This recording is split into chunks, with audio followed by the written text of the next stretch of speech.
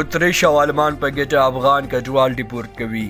د اتریش هیواد د بهرنیو چارو وزارت ویلي دوی له جرمني سره د سلا مشورو وروسته غواړي د یو میکانیزم له مخې هغه افغان کډوال بیرته وطن ته ولیږي چې په ګډه مجرمین وي.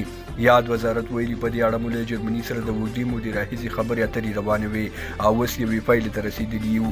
موږ به ژر هغه افغان کډوال ډیپورټ کړو چې په اتریش او جرمني دواړو هیوادونو کې جنګي او جرمي دوسیاوې لري. په راپور کې هغه خلک هم ښودل شوي چې په اتریش کې ډله ییز جرمونه کړي وي.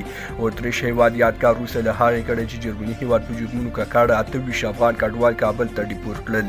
باید وویل شي چې د افغانستان د بهرنیو چارو وزیر مولوي امیرخان متقي په دې اړه څه نه دي ویلي، خو جنرال موبین لیکلي دی چې بدماشانو ته به په کوتکونو ښه راغلاست وویل شي. یوه اونۍ وروسته به ترې ټوله بدماشي ووځي.